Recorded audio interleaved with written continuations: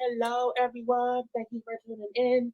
I am Jaylee. This is Jaylee's Corner. This is a review for Raise a Love and put a ring on it, the TV chit chat of it all. But let's get into it because I gotta get ready for my Love and Marriage Huntsville review because I gotta watch the show first. I do not want to waste too much time. Okay, I hope everybody's having a whole great Sunday around here. But y'all know first things first. Please make sure to subscribe to my channel to become a whole JayBird, dots, and dot, okay? Because that's what y'all should be doing. Do not forget to also like the video, to comment in the comment section because as y'all know, this is a conversation. But because I'm not trying to take too much time, I might rush through it and stuff. Also, share the video by hitting the share button because it's also the thing to do. You can follow me on social media at JayLeesCorner on IG and on Twitter. Y'all know I'll be always on IG.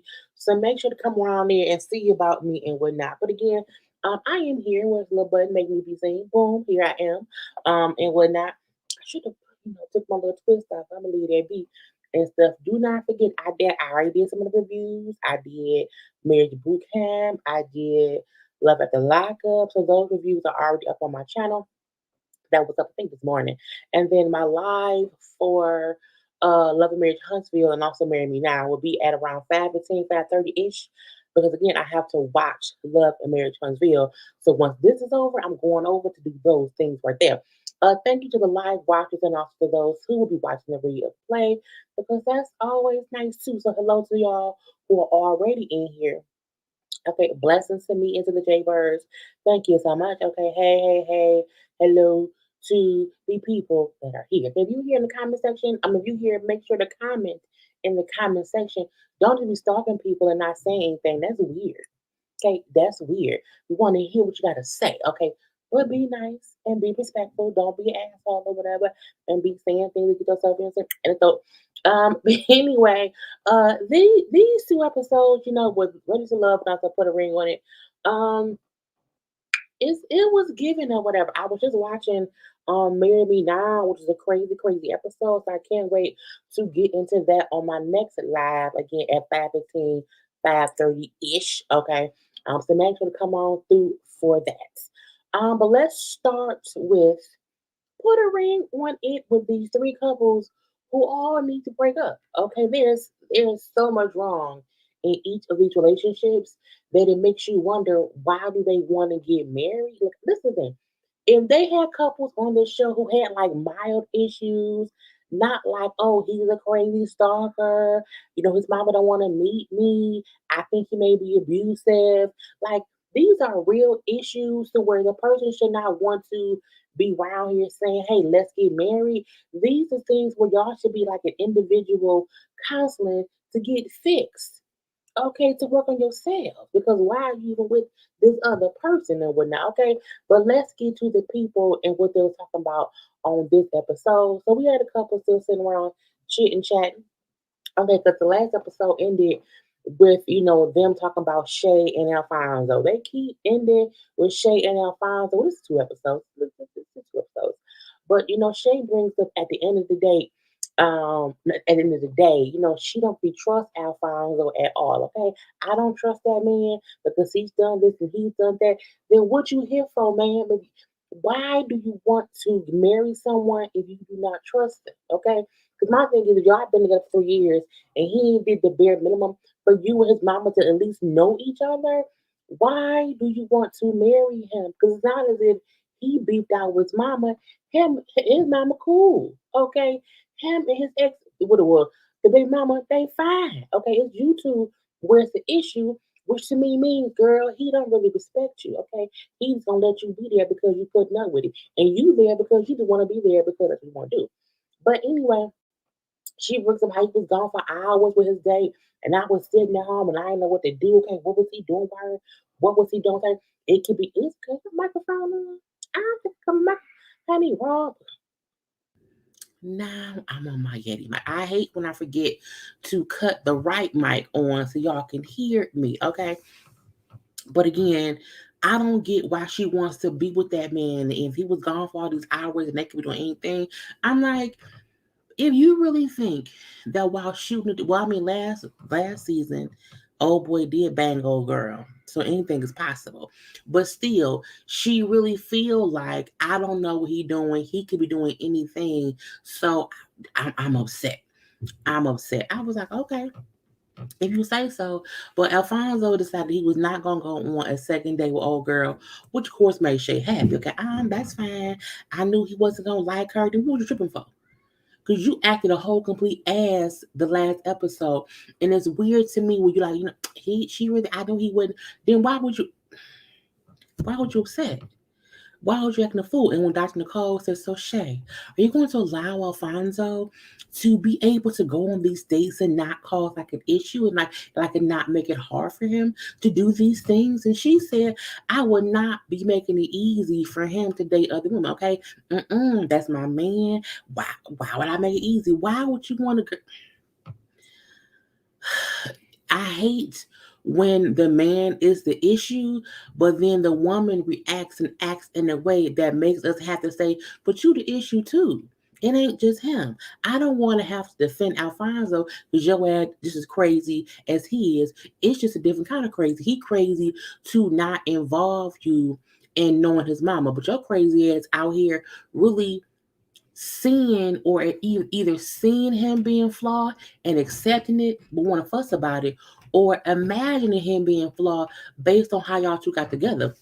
That's the dumb part to me. And then try to manipulate the process of what gets me manipulation at its finest. Hello, Jaylee, you're helping me get through my 18.5 hour shift. I got an hour and a half to go. Well, honey, be around here and get through it with me, okay? Me and all the other folks that's around here. Now we do see Kenneth on his little date. Okay. He brings up our where is it at? Did I find it? Did he go on a little date? No, I'm sorry, not the other day. They was talking about the day he was on. He brings up how the day he had, he wasn't feeling that good, and things was a bit different between him and Shorty, which made him really not be able to enjoy his date with old girl or whatever. I was in a bad head space, you know what I'm saying? Because sometimes when I'm in a bad head space and when me and Shorty are not in a good way, it makes me no, she makes me feel like I ain't shit. And I said, well, are you shit? I mean, because sometimes a person makes you feel how you are. Are you a good enough person for her to not rag on you when you do foul things like stalk her, like take her phone and hide in the bathroom for hours and take screenshots of her banking information? Like you just may not be shit, Kenneth. And that's what it is. And you have to accept that you're not shit and want to change it and not blame someone for showing you who you are, Simba. Okay. Anyway, he decided he does not want a second date with old girl because he really like her. He wasn't paying that much attention or whatever. It was a bad, weird date. All these couples need to move on. Alfonso still messing with baby mama and wherever else. Kenneth and Otis both are. If I can have you, no one will kind of man. Run, ladies, run. I agree. Get out of there immediately, okay? And then they get on Otis. Old Otis, who's an old petty creepy mother. Okay. Anyway, Otis said he had a nice time on his date. Okay, he was nice. I like how she's traditional, because that's how I like to operate. So I like that you like that too. And Charlene, like, Otis likes to take control and be the head of the household. So she felt like, he also don't listen to her. I was like, but you saying exactly all the bad triggering red flag signs that God is sending you, but you're making excuses for. Oh, he's traditional. So he likes to be in control. He likes to be the head of the household, but he also doesn't listen to me. He also seems abusive, okay, but that's fine on her because that's her business, okay. But your business is on the TV, so I can talk about it. So again, she brings up at times I just feel like he's not listening to me, because he feel like whatever he said, that's what it is, and what he said go. And I'm like, I mean, about what? Like, is he saying, you know what? Because I'm cooking tonight, what I say go because I'm cooking. So we're gonna have this asparagus, some salmon, and you know what I'm saying. So that's what I say go. But if you like this in life, in everyday life, he feel like everything he say, that's what goes. That's an issue for me. Okay, and the camera. I may not have even gotten a picture. The camera kind of honed in on them holding hands, but she really wasn't holding his hand. Okay, it was her hand was just there. Okay, but I know I had it. Let me see, because this is the thing. You have to sometimes pay attention to um body language. Okay, and now I've said before, you can see somebody and you can say, oh, they holding hands. No, sometimes one person's holding the other person's hand and my hand is stuck here. Okay, it's just sitting here because they holding it. I ain't holding their hand. It's like if someone hugged you, your hands are down. I didn't hug them, they hugged me. And I was like, when the camera zoomed in, boom, on their hands, I was like, she's not holding his hand. He's just holding her hand. Because guess what? You can't go nowhere. Okay, this is the weirdest hands being touching together at the same time I've ever seen. Again, he is holding her hand very weirdly, might I add, but I feel like he only held her hand how he could because she was not trying to hold his. Okay, get away from me. You are crazy and deranged, and I don't want to deal with you. Okay, again, oldest round here, and it ain't a good thing. Okay, it's not a good thing. But Older decided that he will not go on the second date with old girl because he said we didn't really click. We didn't really click. I feel like it's because she wasn't dressed sexy enough for him, and I was like, I don't like him. I don't like him at all. Kenneth is psycho. He is. He is. He 100% is psycho because he is aware of what he be doing. And I'm trying to stop cussing so much, y'all. But he keeps doing it. Like when you can explain, well, yeah, I took her phone. And yeah, I took her phone and hid in the bathroom and saved some stuff. And I sent this. And I've also, like he's acknowledging I have done crazy stuff. But then would say, but I'ma be better. You ain't being better. So you're psycho, okay? Shorty gives me mommy vibes like she enjoys treating him like a child that he is. I think she's scared her child may murder her. Okay, so she may be in mommy mode because her child is a psychopath and she don't know how to get out of it. Okay, um, I'm none of these dudes are. I'm none of these dudes are putting a ring on it. Me and ladies run. Okay. I didn't like the way he had her hand held. Now, again, it's the weirdness of it all. Shay's there, he breathes. But she may not know how to get out. Okay, so I feel bad. I think I do feel a bit bad for Charlena, but she is aware how bad he is, but she still wants to get married. I never get it. I never understand. So we find out that Shay and Alfonso will not have dates this week, but everybody else will. And I'm like, girl, if you say so. So we see is it Ken, yeah, Kenneth on his date. Okay, so Kenneth is gonna go on the date because as he said, I'm in a better headspace now. So because I'm in a better headspace, I'm gonna have a better time on this date. His date is my Asia. Now Asia is also a radio person, okay? And then we see that Asia knows Shorty. How y'all know each other? What happened? So Myasia was Shorty's former morning show intern from years ago. Okay, and I was like, mm. Now Myasia said, I'm not a home wrecker, okay, but let's see what's gonna happen. May the best woman win. I was like, now she came to play, and I was like, ooh, girl, okay. Anyway, Kenneth feels like, I'm saying, for me, this is a time for me to relax, have a good time or whatever on my date, and leave it be. Now they went to like get food. It was like a little seafood boil place or whatever. And my agent asked him, "So what do you do? I'm a DJ. What do you do?"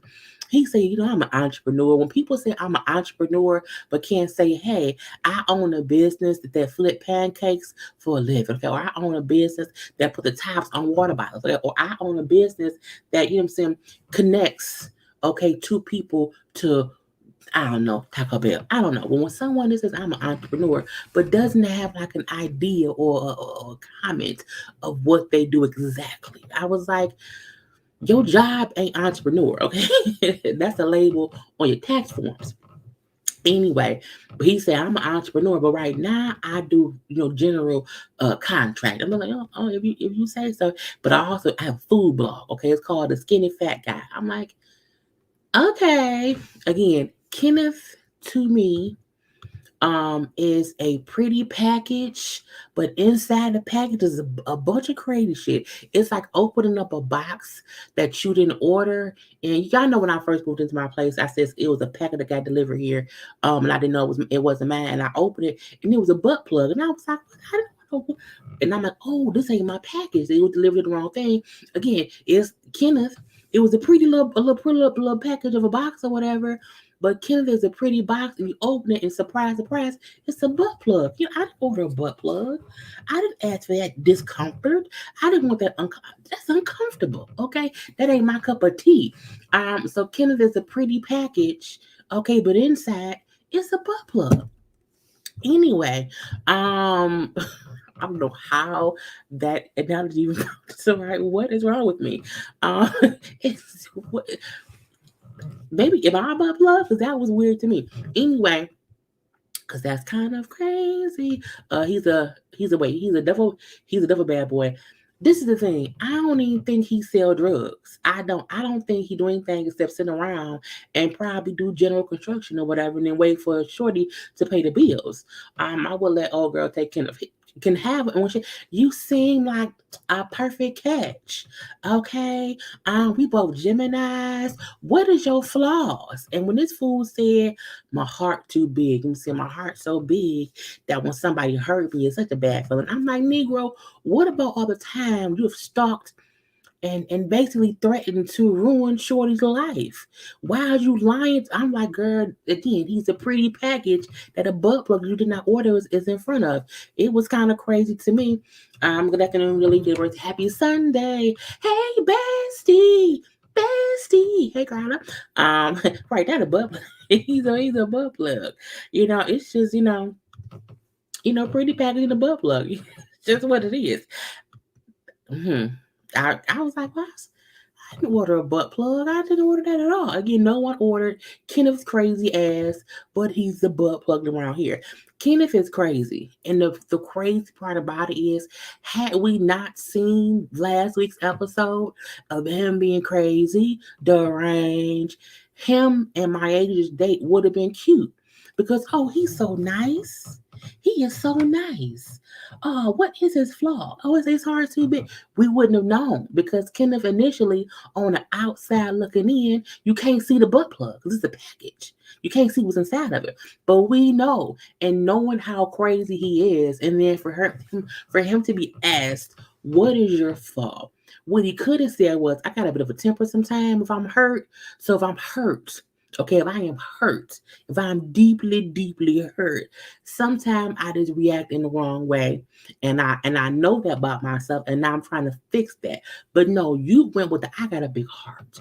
Okay. And you know what I'm saying? And when I get hurt, it just hurts. No, nigga, when you get hurt, you react and try to kill some damn body, okay?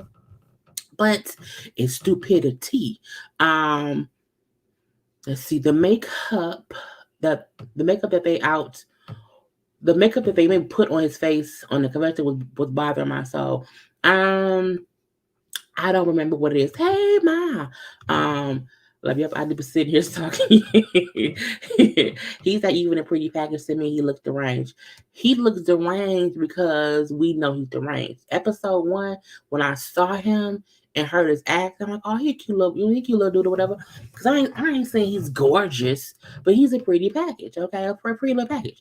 The makeup put on his face was by okay. Shorty is giving me help me.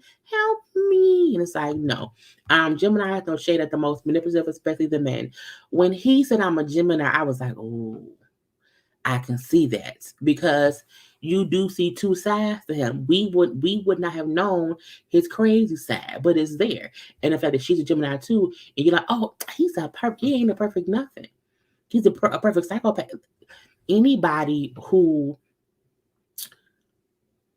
anybody who makes you feel like if you leave me, if you leave me, I don't want anyone else to want you. I want everyone to either either hate you. I don't want the men to want you.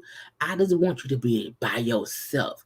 And it's like, oh, so even if you don't kill me, you want to just ruin my life. And it's like, oh, because he's crazy deranged. And we see that in him now because it's been exposed, okay? But they, for the most part, had a good date.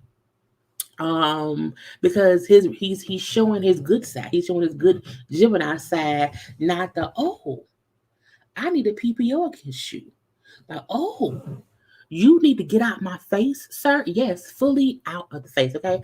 Now we do see Otis goes on a date with Milan. Now Milan has a confessional, which means Milan gets at least 2 dates. Okay, they only give confessional looks to the people on the dates who go on more than one date with the. I was like, oh, okay.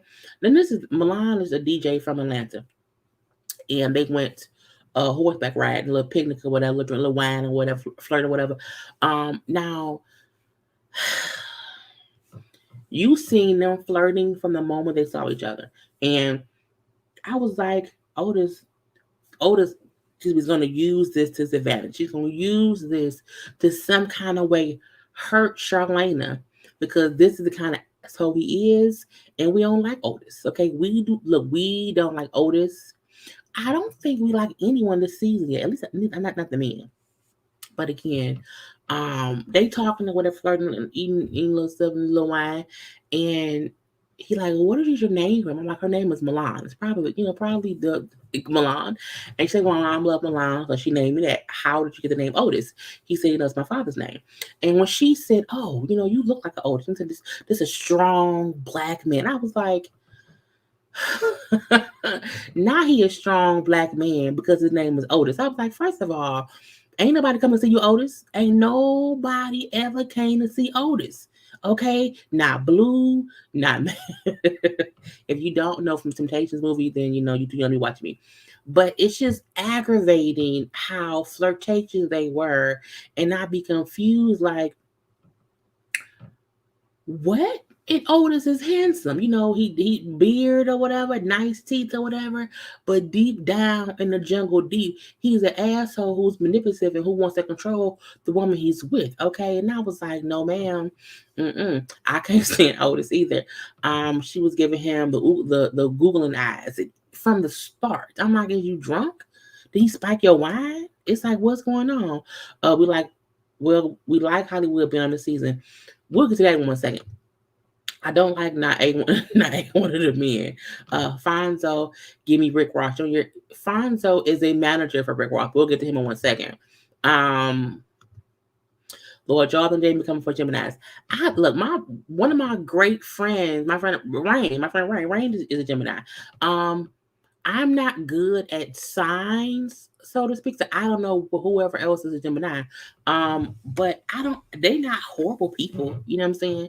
But like I know some horrible Aries. Okay. 2 of my exes, horrible Aries. Horrible Aries. But Karla's an Aries. Wonderful person. So it's like, for me, the signs don't mean shit because I know good and bad folk, on each. So it's weird. And I'd be like, whatever. But no one's coming to see Otis. Okay, not today, not ever. Otis is not like a man, but on the inside, he's very honey, completely ugly. Right. Bonnie's a Gemini. Okay, so again, you have to, yes, it's a thing. Right. I was like, whoa, again, it's two people, 2 exes who are both men, Aries, horrible people, assholes, complete assholes. But again, my best friend said, innocence. I'm like, but maybe women Aries are better than men Aries. I don't know. I don't study that thing. I'm the bad Aries and my husband. See, but it's just look, whatever Otis is. We don't like that. We don't like that sign either. Okay, Otis is yes. He seems possessive. He seems like an abuser. Okay, he seems that way, but you don't get that off initial vibe because he's bringing the best him. Okay, I'm gonna be nice and say no. Oh, I'm a good black man. My name is Otis. Oh, thank you very much. And then when I DJ, you should come to my set tonight. Okay. I'm looking like, why are you inviting this man on a date at night? I was like, don't do it. And because I'm DJing or whatever, you should come through. I'm like, is you throwing coochie at this man already? Don't no. And I'm not gonna oh, she got a confession. No, Jesus, she gonna bang that man. But he said, I really want to go. I really want to go because I'm into music, I'm into art, however, but I don't want to rock the boat with my relationship. Yes, I'm not gonna go. I feel like Otis went and he just said on camera, I shouldn't go. He said on camera, I don't want to ruin shit. But I feel like deep down in the jungle, deep, he went. And he lying. Okay. Because he's what? Petty old Otis is manipulative. He really, really is. And I don't like any of it. I don't like not one bit of it. Um, because Milan would just be his next victim. Because this is the thing, you have men who could be traditional, and the woman they're with just doesn't want that. You know what I'm saying? And that's okay. And he may need just another woman who, wants to be and live a life like he kind of wants to do. Otis wants someone to do what he says. Otis wants a robot. Otis wants a maid that he can say, I need the house cleaned this way because you are my employee. Okay. He doesn't want a partner. He does not want someone to share like with. He wants someone he can control. And that ain't what it is. You can hire staff to do as you say. That's who needs to follow your rules. Your staff that you pay money to do a job is who you expect to do the thing that you want to be done in this way or that way. Your girlfriend should not have to follow rules.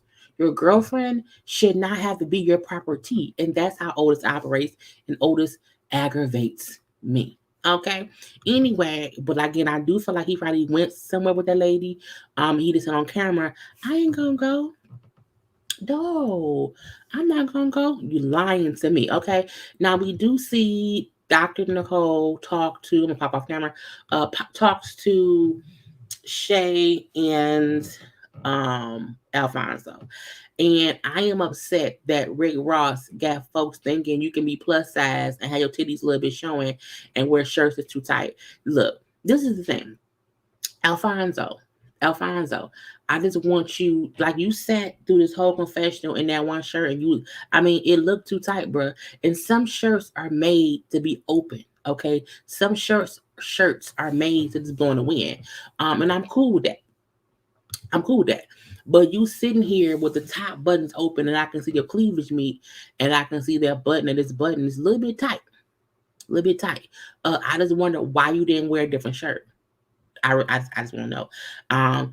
Again, Rick Ross has ruined it for people. Okay, and I told when I seen who was it? Was it Rick Ross? No, when I seen DJ Khaled, sitting around with his belly out, I said if that was a woman, y'all talk so much shit, get on my damn nerve. But I just want somebody to, tell Alfonso you should not have worn this shirt like this in this thing, or at least got a shirt that was one size bigger. Okay, just one size bigger. Now, when Dr. Nicole talks to them about, things or whatever, Shay brings up, I just don't trust him. Okay, I don't feel secure in this relationship. You see, I'm based on his actions. And my thing is this: once you get to the point to where that's your main statement about your relationship, that means it's time to go. That means it's time to, jump ship. That means, you I need to feel secure in my relationship. If I don't need to be there. Okay. She brings up how, he feel like, that if she don't have proof about whatever she fussed him about, that she shouldn't have anything to say about it. Okay. That if, someone's told her something, but that's not absolute proof, she should not be, fussing. So, a random woman contacting her isn't something that she should be consistently bothering him about because, oh, that ain't from cheating. And I was like, but is everybody lying? And my thing is not only that, how is everybody getting her contact information? I never get that. Like, how do they know who she is to contact her and say, hey, your man fucking people? Okay, he out here doing things or whatever, and you should get your cooch washed. And it's just weird to me. I feel like I think he feels superior because he's the breadwinner. Um, This is true. But this is the thing. He can feel that way, but she don't have to put up with it.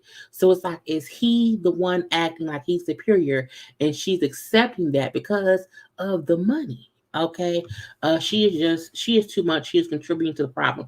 I agree. It's not just him, it's her too. Because as bad as he may feel superior in the relationship about him making the money, I think she appreciates the money and she wants to be with him for that notoriety because again, he manages Rick. He said I help manage Rick Ross. So I don't think that means he's the main manager, but he's around enough to be like, okay, I'm in the music business. Okay, I'm in this atmosphere on a consistent basis. When Rick Ross on tour, I'm with him. So she wonders, okay, when he's not at home, what is he doing? Okay, because it's always around these women. And that's the one hard thing about dating someone who is in that industry. You have to have very, very, very, you have to be secure in your relationship when you are dating a rapper or a singer or someone who is going to be around many people at all the time of the opposite sex. And Shay is not secure in their relationship. But my thing is, he said, she don't trust me when it comes to the females. He says how someone posted whatever on social media, and the girl said something about how much she cared for him or whatever. But he said, but I can't control what people post about me on social media. Well, you can, because you cannot do fuck shit. And she said, no, no. Okay, first of all, the lady called him the love of her life. Okay, not only that, it was someone he used to date, and she even called him one day, meaning she has his phone number. Okay, I was in the car with him and she called. So you need to explain to me, who she is and why she feels like you are the love of her life. And y'all was hugged up in some picture. And when Alfonso then said, well, first of all, when me and her started dating, okay, she knew we were not exclusive. Okay, she knew I was out here. I was in these streets. Meaning I was fucking whoever I wanted to fuck, and she was one of many, and she was aware of that. And it seems like he said, not me. He said he feel like because of how they got together, she consistently feels like he's still doing the same things he did when they first met before they became official, and that's why there's a difference between we're dating and we're not exclusive, but you're not out here fucking time they can hear you plus me. We not exclusive means you have your life, I have my life, but you not out here just raw dicking and freely banking whoever, including me. You know what I'm saying? That ain't what it is. When you're dating someone and y'all are not exclusive, it's still a common respect to not be out here being reckless. And I feel like he was out here being reckless. But if she knew he was out here being reckless and he was out here being reckless and she was okay with that, you can't stay with him through that. Y'all to become exclusive, and then you feel like, okay, he must still be doing that same shit because I know who he was when I met him. Well, who were you? You know what I'm saying? So they both play. They both have their flaws at fault in this thing. And my thing is always this: if you don't trust and have security in the person you're with, you should not be with them. If she don't trust that man and she don't feel secure, why are you with him? Is my question. You deserve better. It's my statement, okay? And I'm not trying to say, oh, it ain't on him to be the one to make her feel secure. But after 3.5 years of dating, and you do not feel those things, then you should leave. Leave bald head Gonzalez alone and move on to somebody else. But you catch, he said she should trust him even if he has a one night stand on tour. I think that's probably their agreement. You know what I'm saying? Now that's some BS that he said that, completely BS. But the fact that she didn't negate, I know I do, I don't. They have some kind of agreement. Okay, I don't know what it is. I don't know what it is. It could be anything. Okay, it could be 2 + 2 is 4. When I couldn't trust him no more, guess what? I left his ass. Period. Okay, this couple is too much. Shay gonna let her crazy behavior over that man get her a charge, honey, a whole felony. She makes him feel like he's needed. She needs him. She needs to make him feel like he needs her. I bet he changed that. I don't think he would ever feel that. I think neither one of them feel like they need the other one. And that's the issue.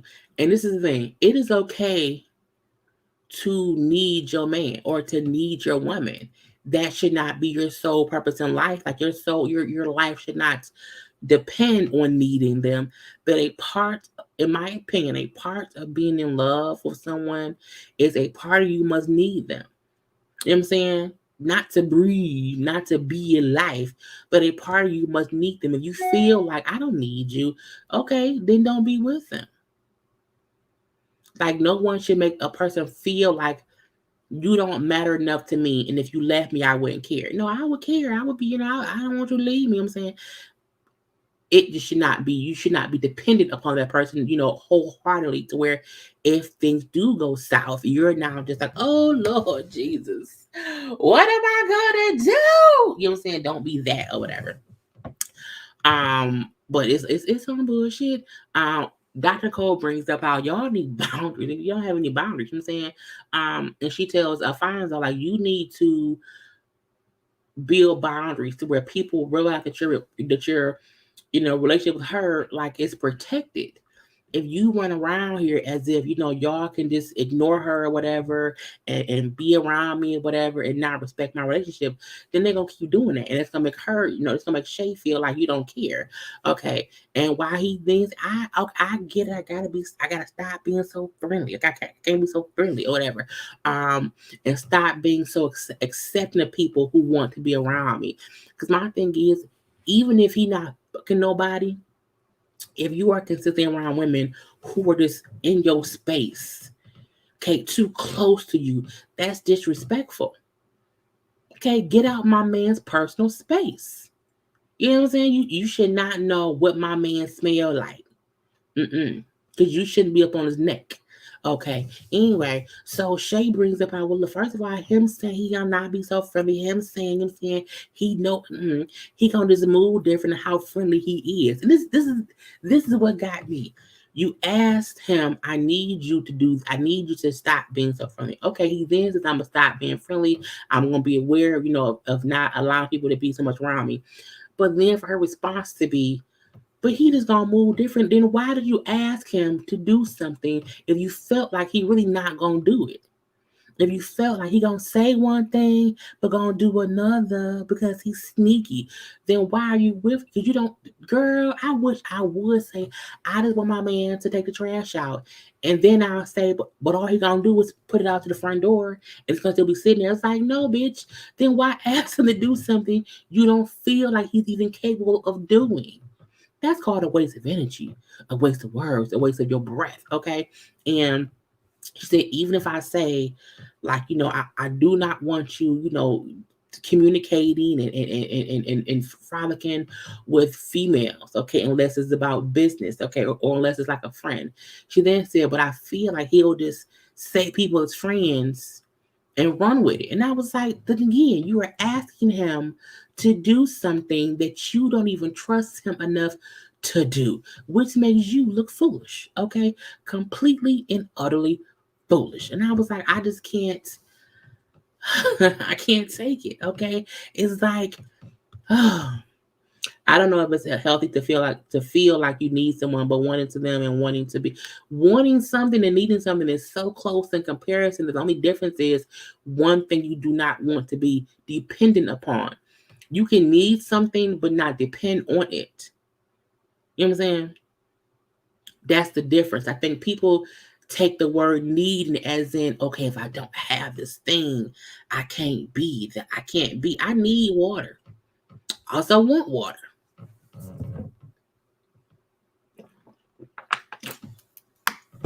You know what I'm saying? It's okay. If I don't have the water, I'm okay. I'll get it eventually. Now I might die if I don't have water though. I can make you choose. My point is, you can need someone and it can still be healthy. You do not want to need someone on the level of you are dependent completely and solely on them. That's the difference. Because you can want someone. And if you want someone so bad that nothing else matters, it's just as bad as needing them. Just two words that mean the same thing in different meanings. Anyway, So Dr. Nicole tells them, like, look, we tell Shay, you can't control everything about him. You know what I'm saying? You set boundaries, and then you allow him to follow through on those boundaries, either, knowing what's right or what's wrong. I mean, Alfonso gonna do what Alfonso wants to do, truthfully. And she gonna stay because she wants to stay. Truthfully, okay. Now we then see Charlene and Otis were talking a little bit. Do I gotta put them two talking? I don't know. I don't know how to do. So here. Charlene and Otis are talking before her date. And Otis brings up how, because she was asking him about his dates, okay, and she was like, "So what happened or whatever?" And he just wasn't really giving her any information. It was real. It was like real hush hush or whatever. And I was like, because he brought up how, talking to her about me on my date or whatever, like what only caused us to fight because she ain't going. I said, she what? Are you saying that she's gonna have a fit about information about the date? But sir, you were the one being a whole baby asshole jerk on when she had a date, threw her flowers away and would not cook for her. So it's weird to me how he trying to flip it, like, oh, if I tell her about my date, she gonna be upset. Did you fuck old girl? Did you go see her? That may make her mad or whatever. And Charlene feel like, he holding back something. And I don't know but he holding back something. Now we did see Charlena is her name, go on a little date, okay, with Brent, who's 30 years old, who says he's a man looking for a woman who knows what she wants out of life. I'm like, I hope Charlena know to leave Otis. That's what she needs to learn or whatever. Now he also has a confessional. So I'm like, oh, that means what? He got a second date. Okay. Anyway, they went to like a little romantic pasta making class. It was rose petals and wine and stuff all set up. It was real cute. Now she found him attractive, and this picture does not do him justice. He's cuter than this, whatever. Anyway, but then she likes him or whatever. He wants to run for Congress. Okay. He's like, I want to better the plight of this and of the black. I was like, okay, he's a person or whatever. Otis is a chef, which hints him always cooking for them, and him then saying, I'm not gonna cook. I'm like Otis. Anyway, again, Shalane like him. She does. And she asked him about, if you're traditional and what does he feel about women being submissive. And his answer, I don't know if it was look, he's a politician. Okay, if he wants to run for Congress, he's a politician. So I don't know if he just had these answers pre-prepared, but it was cute. He said, I'm kind of traditional. I'm saying, I hope to one day, be in a position where my wife has the option to not work if she doesn't want to. But if she wants to work, that's fine by me. And I'm like, see, that's the difference in even Otis and Brent. Is it Brent or Brett? I think it's Brett. Otis feel like my wife should do what I want her to do. And Brett was like, I just hope I can be, fortunate enough to like give my wife an option on what she wants to do. He also brings up how he does not like the word submissive. He said, because submissive, this makes me feel like, a servant, okay? And I don't want my person to be a servant. I want them to be my partner. So again, he had good answers that Charlie likes or whatever. And I'm like, he must get a second date because he is confessional. It was a cute date. You know what I'm saying? Right. He's a politician. He's a politician, but he did have a good answer. And I feel like he could not have known that she would ask those two questions. So I do feel like he gave his real answers or whatever. Now, because usually a politician is prepared for certain things because they're going to ask. He could never assume she would ask about him being traditional or him how he feels about the word submissive, because he could like someone being submissive. He could be whatever. I like China on the day she seemed like, yes, because she always seems so tense when she's around Otis. And this was the first time I felt like I seen her breathe. It was this a little bit of a relaxing time. It was cute. It was cute. Let the Lord say amen. Anyway, we did see Shorty has her date with Hollywood. I hate the fact that Hollywood is on here in this hat. To me, shows they brought him back for TV. Okay, they brought that man back for TV and put him with somebody who we can see how it's gonna happen because he from Louisiana, and so is Kenneth. And these two Louisiana boys fight it out. So Hollywood's hat pisses me off every time I see it. But they had a second date, and when he asked her, so what made you want to go on a second date with me or did it or whatever? Um, Again, I feel like he's just here to be on the show. And the crazy part about it is in real life, in real time, we've seen him, he's dating someone else. So we already know this shit don't work out. Okay. He not gonna really date her, whatever, and whatnot. He's with a whole completely different person. And when him and old girl was posting, I'm looking like, is that old girl from the show? Because she looked kind of like Charlene a little bit, but because it was weird. But again, he got a whole girlfriend. Boom, pow, pow. But this date made me feel like they can be friends and just talk. But he was on here for some kind of exposure. But she said you made it easy for me. I'm saying you cute, or you cute. But then you easy to talk to. And he asked like, you been with him for 3 years. Like, do you ever feel like it's time to move on? Hollywood was with why I just forgot her name when I follow her on social media. I know she probably just went live or something. Not live. But why can't I remember her name? Oh, well, y'all know what his ex girlfriend name was, who was on the show season 1. I don't know why I can't. I see. God, is it Ashley? That's what. Yeah, Ashley. Um, you was with her for like 9 years, so it's like, how would you ask someone at 3 years? Should y'all leave each other? It's like, nigga, you ain't leave Ashley. You ain't leave Ashley. Um, let's see. Oh, if they would have brought back Kwame, he was so gorgeous. Oh, he was so gorgeous. Anyway, agreed. I don't like the Hollywood's on the show. Hollywood gave good advice to Shorty as well. He gave good advice, but I still feel like that ain't what I'm here for. If the show is really about, pushing boundaries or whatever, I just feel like Hollywood probably wasn't the best one to come through here and do this and do that. But it's fine. He on here, so but I'm like, he on here, but I also know had Hollywood not been posting with his girlfriend, it maybe would not have been so. He on here for BS. However, I know these two not dating, so we already know, it was what it was. So I'm like, and I wanted to see what girl in. I don't know. Let's see. With Hollywood being on this segment makes me think that Shorty and Kenneth relationship may not have all that much problems because she's not dating seriously. I do think he has a good agent as well. I think their issues are real. However, I also feel like she just likes talking to somebody different. And she's older too. So, I mean, not old like she's old, but I think she's older. Well, somebody said that she puts on social media that Kenneth is 37, 38, which I could have sworn he was in his 20s. But I don't know. However, I do feel like it's just weird. Not weird. I don't want to downplay her and Kenneth's problems just based on her wanting to date Hollywood.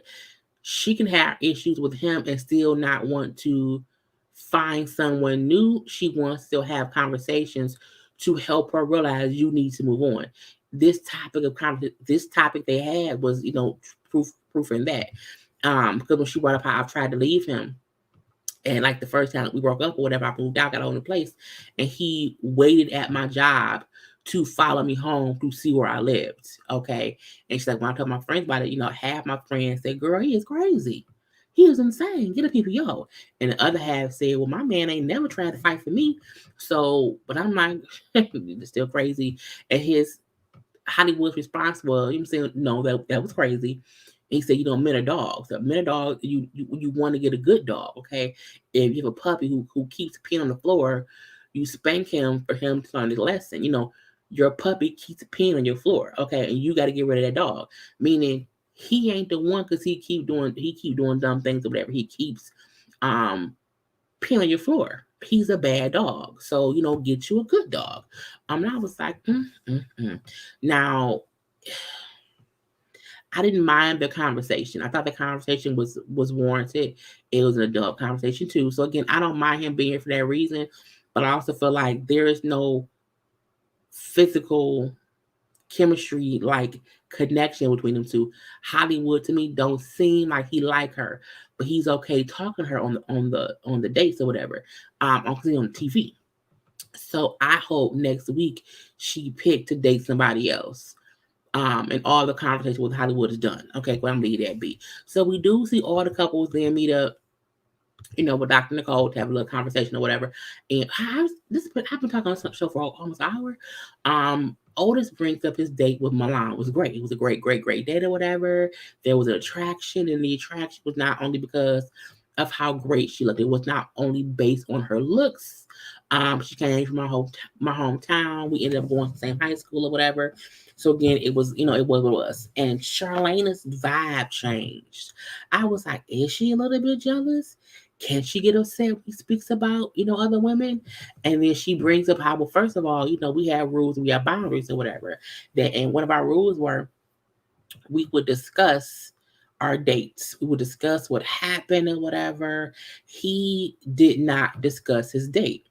He would not, give any detail or whatever, I'm saying. And when I was on my date, I'm saying, because I came home and I did not give enough information, he scolded me, okay? And it was like I was on punishment. And then he's like, that ain't what happened. That's not true. And I was like, I think it is, okay? He was like, I wish she didn't feel that way. And Dr. Cole, like, yeah, but that's how she feels. So let's address that's how she feels. And that's how she feels from you. Not how she feels with other folks, whatever. That's how she experiences you. So what can you say that she feels like you scold her? Like, she's a child or whatever. When Otis said Charlena feels things that didn't happen. I said, what? This fool said she feels things that didn't happen. So why can't we discuss that? Let's not discuss her saying that I scold her and how I reacted to her. Let's not deal with her saying how she felt about me. No, no, no. Let's deal with me feeling like she be imagining shit. Let's discuss. I'm like, the fact that Otis tried to take over, to manipulate Dr. Nicole to kind of go in on Charlena and not focus on his old monkey ass, it pissed me off, because he then said, because there are times when I am not scolding her and she still feels like I am. And when I love when Dr. Nicole get a moment to read somebody, and she does it in the most amazing ways. She said, we can't deal with that while dealing with something that is coming from you, okay? Because you just admitted, okay, that at times you do scold her. Because you said when you are not scolding her, she still feels that. So I was like, he tried to flip shit and snitch on himself, meaning you do treat her like a child because you acknowledge when you don't do it, she still feels the same way. And she's like, so even if that's, she said that's not even a feeling. That's a fact that came from you. It came from you to me. I bounced it back to you. So you have to see there is something in how you communicate to her that makes her feel like a child that needs to be corrected. And I was like, Otis would sit up there stewing in his upsetness that a woman could just check him in his bullshit. Because he tried his best to act like, oh, she making stuff up. I don't scold her. You know what I'm saying? She be feeling stuff that ain't there. But then say out your own mouth, because when I don't scold her, I was like, right, which means you do that. It's classic manipulation. And the thing is, he can get away with that with Charlena. But Dr. Nicole caught it instantly. Like, the fact is, it ain't even a feeling of her feeling like you scored. A fact is, you just said, when you don't scold her, she still feels that way, which means the way you communicate to her is a child that needs to be corrected. You did that. You said that. You admitted that shit on camera right here between me and everybody. And I was like, oh, he was mad, rolling his eyes. Oh, he was upset. Yes, he was mad about it. He was caught in his shit, okay? In his confessional, he said, when someone holds Charlene accountable, or if she hears something she doesn't want to hear, she takes that as being scolded. I was looking like, so again, you're still flipping it as in you ain't did shit. That's on her. He brings up how that's her feeling because her actions reflect childlike behavior. And the reason your mind is saying that, punk ass Otis, petty ass Otis, is you think she's a child. You think her actions are childlike. You talk to her and treat her that way. You, oh, I was like, oh, and Dr. Nicole, like, you know what? Because she's seen Charlena upset, but Otis upset, rolling eyes, all the body language of it all. And she told all of them, like, when you have contempt for each other in a relationship, it shows how you don't respect how the other one is feeling or whatever, or what the other one is saying. And that will eat your relationship alive. It would just be dead, okay? Otis is still, he's still trying to flip it to where let's not be on me, let's get on whatever else. He's trying to have a rebuttal to Dr. Nicole's advice. And she's like, Otis, you know what I'm saying? Just sit with the information, meaning don't sit here and try to defend yourself so quickly, mainly because you feel like you right. And sometimes your ass is wrong. And I was like, sometimes we have to allow these shows to show us the assholes around here so that we can get them checked. And I'm like, the next woman who is even with, even if Charlene stays with him, you can fully see who he is. And if you stay, that's on you, okay? But anyway, that was my review for Put a Ring on It. We're gonna move on to the next show, but first, y'all know what y'all have to do. Like the video.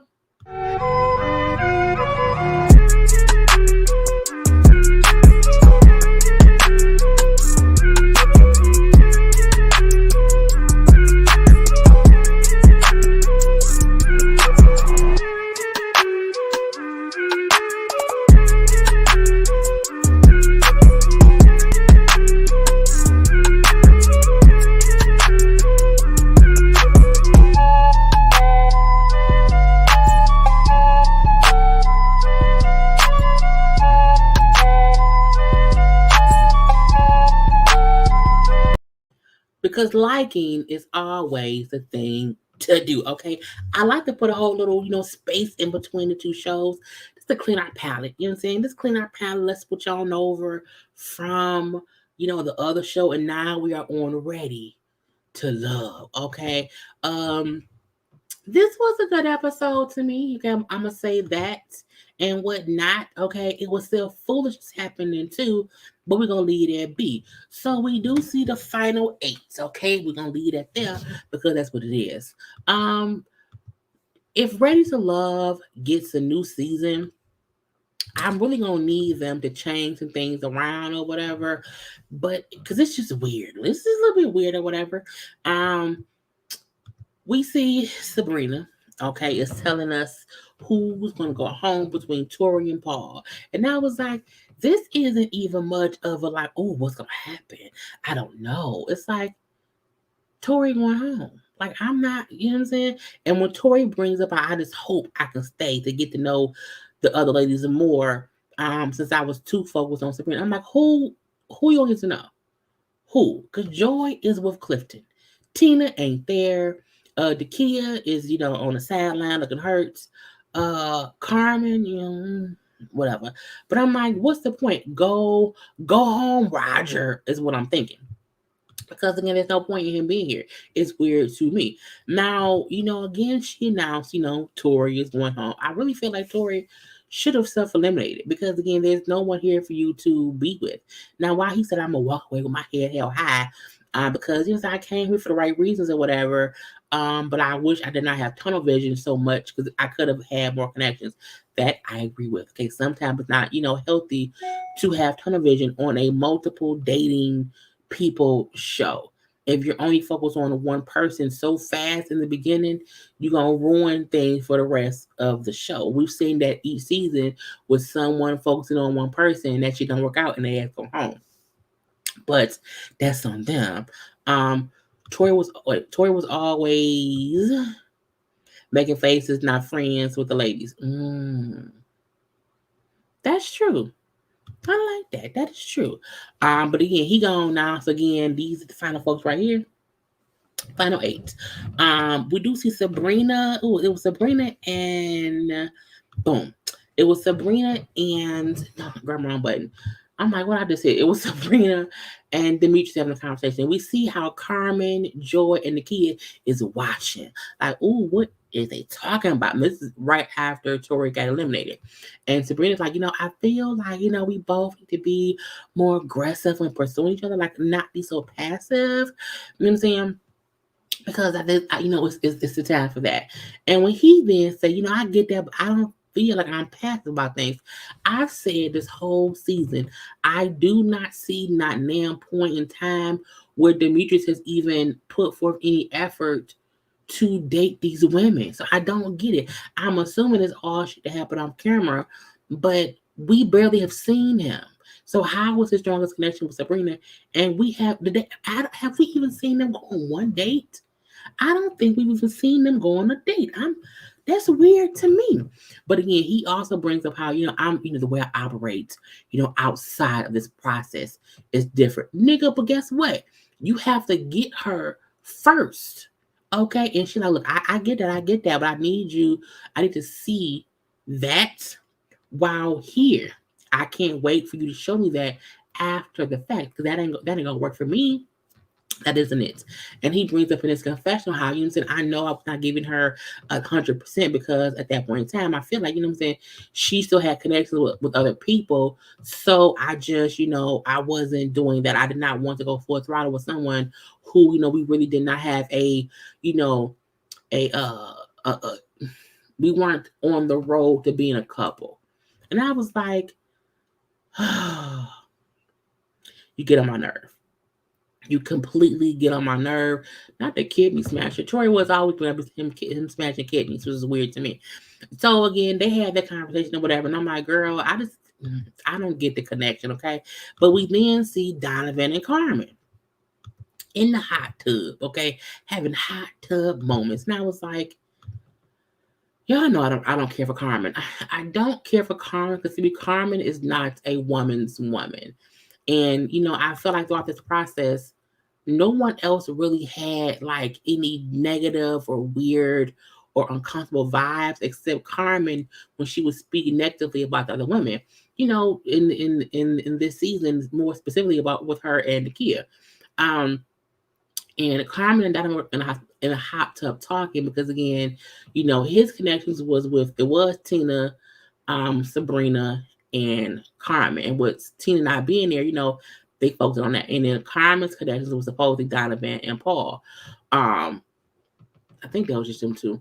Anyway, but they both bring up how they like each other, whatever. I like you, you like me. But Carmen brings up how I know you have a connection with Sabrina. And Sabrina is a good girl. She then says, but however, I'm a better woman. Again, it's how she likes to compare herself to other women and speak negatively in some kind of way about the other women. It's always her and the guys talking about the other women the guys are dealing with. It's never really about just them. And that's weird to me.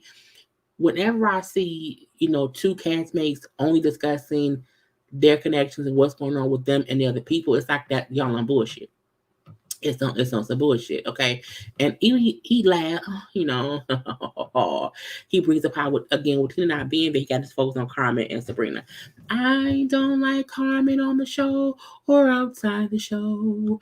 We then see not Joy, the Kia and Curtis has a whole other conversation. Now again, they have not talked much during this trip, which the Kia, did not like because again, she thought it was a trip for them to get closer to see what it could be. He ended up spending all his time with Joy. Now they both acknowledge how that's what happened. He spent more time with Joy, okay, and how she felt like You never had the conversation with me to let me know you made your choice. Okay. What happened is I just saw with my own eyes you made your choice and there was never a conversation. Okay. And that made me feel some kind of way. And I feel bad for the kid because she's right. Even though they not a couple, they're not committed, and he doesn't technically owe her anything, he did at least owe her the conversation of, hey, I know we had a connection, but however, I'm gonna move more with joy. It was a thing to where, oh, we here on this trip.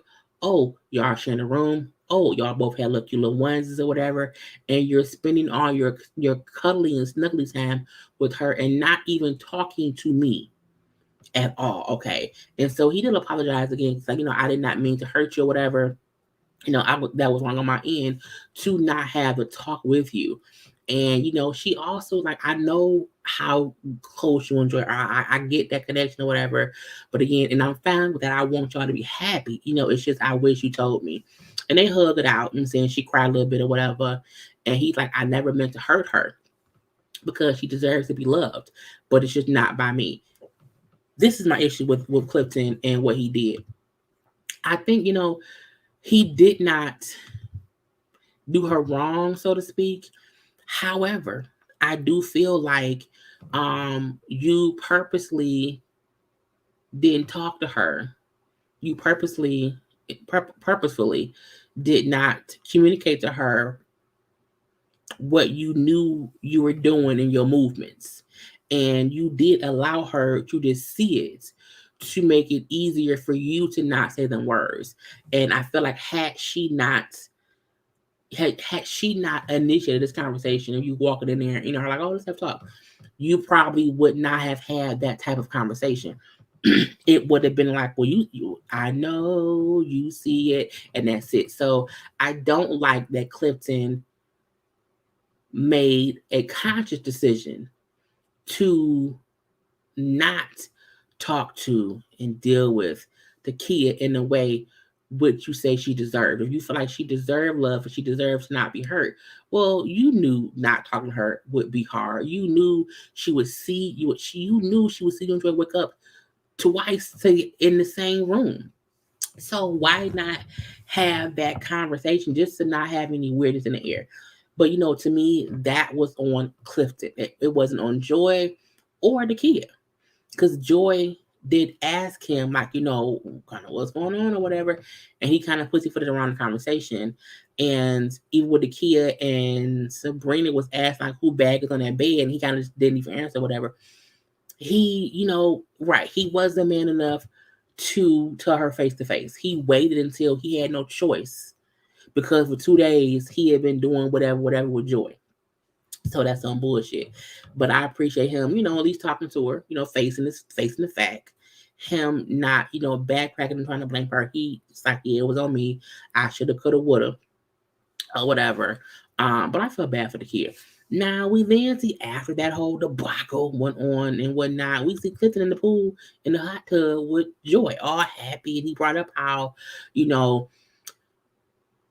was, that was a tense situation or whatever, but I'm happy that we had that conversation. And, even though my vibe was down, my whole mood has changed because, again, I closed out the connection in the situation with the kid. And now I'm feeling great with Joy. And Joy is happy with her connection with Clinton, or whatever. She brings up how the weekend trip helped them to behave like a couple. And that was the thing to do. And they was kissing. Mm-hmm. I said, oh, I do feel like it's the first kiss we've seen this season that was like, okay, y'all being nasty. Y'all getting free. And I'm not saying that she fucked that man because I don't know that. I don't want to put mouth on her cooch. But I do feel like y'all were at least, getting real comfortable with each other. Okay, you know what I'm saying? Look at his hand. His hand is close to her boob. Okay, his hand is basically twisting the nipple. Okay. But I'm not, unhappy with Joy and Clifton. I do think if you watch the whole season, there was a connection with them on day one. Okay. And you can't blame either of them for still trying to date other folks, because that's the point of the show. I just wish he would have told the kid sooner, how he felt about Joy. Now his point is, being here this weekend with Joy just solidified, yes, this is I need to do with her, not the kid. That's cool too. But a conversation you could have been had before the kid initiated it. But I like Joy and Clifton together. I just don't know if it will last forever. Okay. Um, so I don't know. But I do think there is a true connection between them. But we shall see how that holds up, in the real life. Because again, it's easy to, be with somebody and date somebody. Oh, I like you. Oh, I like you too. It's easy to do that in the house or in the process that it's just y'all too. But when y'all can do other things or whatever, we shall see how it goes. Now with Sabrina and Demetria in the pool too, in the jacuzzi. Um, Sabrina was not Sabrina. Joe was like, oh, you should, nibble on his ear like you did that time at the little, bonfire. Sabrina, you should realize Joy is the reason you ran over to Demetrius the first time. And I'm like, girl, stop pushing the boundaries. Now, when Sabrina then said, I'll do that in my own time. Okay, I'll figure it out, because her thing is, I still like Donovan, and I don't want to do too much too soon when I haven't made a choice. I don't want to be nibbling on Donovan's ear or kissing on him or whatever if I haven't really, made a decision. But my issue with that was, you still like Corey and Demetria at one time. And when someone said, "Oh, go nibble on or go kiss the one you like," you went over to Donovan. No, I'm sorry, girl. You went over to Demetria real easy. So it's weird to me that in this moment you're saying, because I like two people, I do not want to do too much that could affect the other one. But that's exactly what you did with Demetrius and Tori. It's just weird. I was like, but that's what you did. That's what happened. Okay. Yeah, Sabrina out here burning bridges. Burning bridges. Um, the only real couple on here from beginning to end is Clifton and Joy. Kai put pressure on Clifton after the chef left, so I wasn't getting why she was so bothered. Hmm. Um, some people thought Clifton and Joy planned to stay together before they were. I 100% feel like they thought that. But I think they did that because they just wanted to spend time together. I don't think that was anything to, undercut the Kia. I just think it also makes sense based on, we knew they had the strongest connection out of the whole show. Why the show couldn't find a place with enough bedrooms for all the people had to have twin beds for these grown folks. Um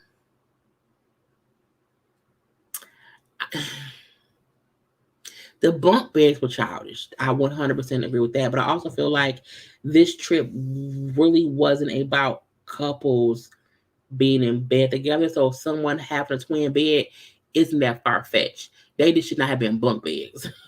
That's what was weird to me. Um, am I the one who thinks that Clifton and Joy Hunt already? This is my thing.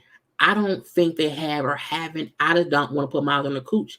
I feel like they operate like two people who have at least laid around naked together. They at least maybe took a shower together. I don't know, but they're very physically comfortable around each other, and they're very, it's just, I don't know. So it's not that I don't think they have. I just don't know. I don't know. You know what I'm saying? But again, hey, it is what it is. Sorry, I meant bunk beds. Twins would be right. Yes, the bunk beds to me was stupid. Okay. Yeah, TT, they done it. Sabrina Demetrius in the hot tub made me feel uncomfortable. The reason it made me feel uncomfortable is because I feel like Sabrina operates from a space of, she's still a bit childish. Even though I think she looks at that as her being Sabrina likes to operate from a place of, I'm trying to make a decision, but to be a little bit of it is just a little bit childish. A little bit of it is, girl, you are a grown single woman. If you want to kiss that man in this process, you can kiss him in this process. So that's the weirdness to me. So I can see why it made you feel a bit uncomfortable. I can completely get that. So again, we're gonna leave that be. Now we do see the following day, Tina. Tina, Tina, what is why? I'm like, I don't know why Tina's there. I don't know why she showed up. I don't know why she didn't go home. But Tina showed up, and she's like, in her confession, she says, what I'm saying? I felt disconnected. Okay, I felt I was disconnected, and you know what I'm saying? I didn't, and I hadn't made connections that wait, she hadn't made the connections. Oh, she had not made connections how other folks had made connections or whatever. So I needed a whole step back. Then I realized I had to come here to talk to Donovan. I'm looking like, but when I've been texting and calling you, you didn't want to answer the phone? Okay. Now when she walked in, I'm like, what the fuck was you doing here? Because again, she came the day they were all going home. They're all packed up to leave. Like there's nothing left to do. And here come Tina, okay? And she's like, Donovan, can we go? Can we go talk? But Donovan's like, I don't like why is she here? Like why she won't talk to me now when she's been MIA for this time or whatever. And so we do see them sitting around and talking or whatever. And I was like, look at Donovan's face. Look at Donovan's face. Okay. He's over it. Okay. He was completely over her coming in or whatever, wanting to talk now. And she tells him that in this journey, you know what I'm saying, I had to be real with myself. I had to be real with myself. And and if my connections were strong enough for me to be here, he says, I get that, but that's what the weekend was for. It was to see if you had strong connections with somebody. It was supposed to be that. So this weird that you did not show up at all. It's like, yeah, I get that. Whatever you're saying, I just don't think my connections with the guys here are strong. And he's like, okay, like, first of all, you not even in good standing with the men here. Okay, no one has had a chance to speak with you, whatever. And that's why we were here to figure out stuff. Okay. And if you didn't want to be here, then why did you show up? I also was hearing different stories or whatever. So what's going on? And she said, yeah, it is what it is. And I'm like, what? You know what I'm saying?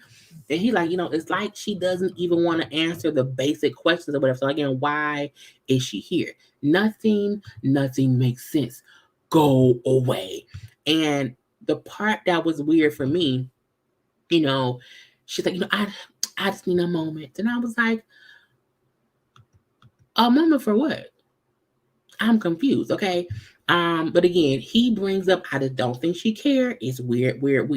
Now we then see all the folks in the kitchen or whatever. Now she went out back, and Donovan come down like, I don't know what, she's just like she don't have no connections or whatever. Now Paul brings up, I don't want to go talk to her because he's like, I'm good on her, whatever. I'm gonna keep focusing on the kid. And then Carmen then goes out to talk to her to find out what happened. And then it's like, it was all wondering like where you were. We thought you would at least talk to your connections.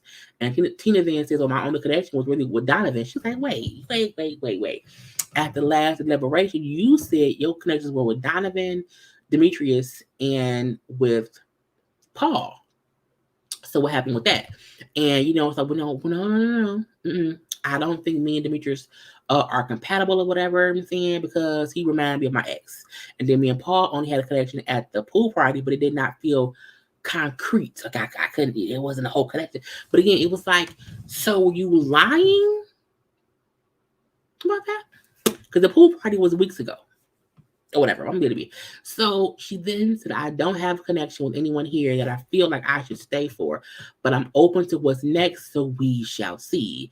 But in her confessional, and the whole other week or whatever, she's like, I came to find the one for me or whatever, but running a business, being a mom, and dating multiple people was hard to balance and overwhelming. So it made me realize I may not be ready to love. Now she went and was on her IG, and she did a whole little video about her leaving, the comments on her leaving, how folks felt about her leaving or whatever. But let me look at some of y'all comments, and we're gonna watch her video. Tina was a whole rude mess. You know what I'm saying? Tina's really getting on my nerves. I can't even figure her out. Why would you come, Tina? She simply doesn't care. Her ex was right about her. She could have said she could say her ex did say she'll ghost you if she feels some kind of way. I was upset for him. Not Tina had a babysitter for the weekend. Gina trying to play a game. She definitely hasn't grown since high school. Well played in a weird way. Um, what's next? If you don't have funds for anyone, they're self eliminate. She could have rent. She couldn't rent or get a lift. I what grown woman has no. Um, this is the thing I'm gonna say before I play the video. Because it's like 5 minutes. I do feel like this. No one has to stay if they don't have connections. But when you just don't say nothing and then pop up at the end of the trip, that's what's weird. Okay. But let's watch what she said, what's the issue and why she said, she did whatever. Hey, you guys. So I was actually contact asking if I felt the need to explain why I quit the show or why I ghosted the show the way I did. Who asked her that? Was it fans? Wow, who asked her? Was it on? Because I feel like that will be discussed at the reunion. But I'm letting it be. First of all, please know and comprehend that this is a show. Don't say when someone say comprehend, that means don't be dumb, don't be stupid. And I was a viewer of this show just like you were, and I was very naive, very gullible to the process.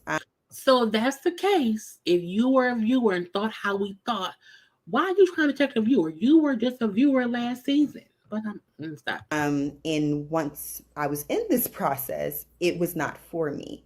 I did not have connections that I felt were genuine to continue on or off this process. And I did try to self eliminate, which was made a little bit difficult for me. I do feel like they may not make it easy for folks to self eliminate only because people may want to quit if things do seem too hard. So they may try to convince them to stay versus leave. But I'm a this let's just see that. Now, what you guys see as a viewer is also me coming on camera and quitting after it being displayed that I had car troubles and all of these other lies. I did not create that false narrative. Production did. Part two. Now, what I don't want to do is make it seem like I have the issue with production because I don't. I really don't. I think if I just would have been more prepared about how television works, I think my whole mental would have been different. But then I also probably would have stayed to the end, and I wouldn't have been my true self. I wouldn't have been real to myself. I wouldn't have been authentic in the process. I will say that, you guys didn't get to see my personality at all because a lot of my conversations were focused on healing and being a better person and growing. And I think with those type of conversation, it does allow for viewers to kind of fall in love with a castmate. And they didn't want you to fall in love with me because there was no point. I quit the show, and production, own everyone. They knew I quit the show in October and the show was airing in February. So So I'm gonna say this to that. I feel like her saying, "Well, y'all didn't get to see my true self." The show knew I quit. I feel like one, you came on late. You were one of the last people added later on in the season, and if you quit before the end, it makes sense for them not to show all your shit. You quit the show. So I do think they try to focus on folks who kind of make it to the end more than anybody else. But if you weren't being your authentic self, if you and no one's issue is the fact that you did not have a connection. If you didn't have a connection, that's fine. I think everyone's issue is how you handled it. It kind of made it seem like your ex was right, that you will ghost people when you don't like something or whatever. You just leave and leave it be. No one's issue is you should stay. You should have said no. No one wants that. We want folks to self eliminate when they don't have connections. But your excuses after the fact seem like just that excuses. Um, if you quit the show in October and you knew you quit the show and the show started airing in February, it's fine, fine, fine. But why do you think production would then try to paint you in the best light, give you all camera time to show who you are when you quit the show? And then, even in your confessional, you brought up how, running a business, being a mom, and dating multiple people was hard to balance it with a woman. We completely get that. But you do also know you're not the only person on the show who has children and a job and has to balanced shit. So it's not as if you're the only one going through this. You just maybe were not ready for the show. And we all know, these shows are never as easy as we as viewers see them. But it does seem like she's making more excuses because how she left seemed fucked up, because it do seem like you ghosted the show. But let's keep going. Okay, so somebody told me that I basically look like a fool on national television because I quit. I just want to tell you that no, you look like a fool. And the reason why I say that is, why would I stay in a process that, one, I was ill prepared for, two, was very toxic, three, I had no real connections. There was not one man there that I could see myself building any type of future with, being married to, having any additional kids with, settling down, living. Like, there was none of that there for me. I didn't sign up to be on TV just to be on TV. I was really open to the process. So I know a lot of people are, pressed to say that they found someone. That is not me. I don't intend on settling. So first of all, I want to know who she's shading, because she's saying, what she's saying is, there were women on that show who stayed just to say, I found my person. That ain't me. I'm not desperate. I'm like, who you shading, mama? And also her saying, well, someone said I look dumb for leaving. I'm like, you dumb for listening to that person. No one is. It's the difference between saying the way you left was dumb than you look dumb for leaving. Those are two different statements. But again, let's finish. Was just open to seeing if I could find love in a different atmosphere of vetted individuals, and that was not there. Now let me say this, and I'm gonna be so real, so frank. You can be very, very naive and gullible to reality TV. Well, it seems that you were, because you've said you were ill prepared to be on the show. And no one feels like that's a bad thing. You never know what you're getting yourself into before you're into it. You don't know until afterwards happen. But I do feel like her kind of speaking on it from this point, as in, y'all need to feel like I did nothing wrong. And again, you didn't do nothing wrong. It's just we feel like you go to the show, and not only that, throughout the whole process, she seemed like she had one foot in and one foot out. Okay, if it was so toxic, if it was so this and that and that and this, when you this is my thing. When you quit something, for you to keep discussing it, to me, feel like you're trying to defend something that we don't know happened. And if we don't know that it happened, leave it be. Leave it in the wind. And I'm saying that because I was a viewer of the show, process, whatever, before I did it. It was probably one of the only reality shows where I thought was real. Like, I thought it was for Black love, or for, like, people really seeing or filtering out if they were capable of being ready to be in a relationship or be with someone. And sadly, what I really realized is it's a storyline. This is crazy to me. Anyone who feel like reality TV isn't made to be a storyline is foolish.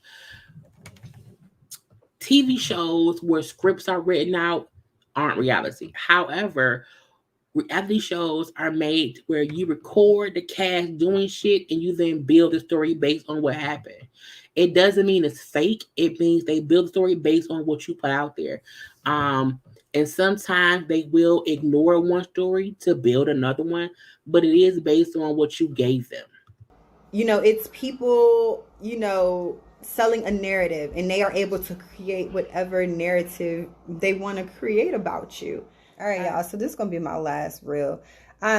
I posted 4 videos or reels, basically trying to do the bare minimum, explain why I quit. But then you still have ignorant ass individuals that want to post their unsolicited opinions of why they felt, what they felt about me quitting. And let's be clear.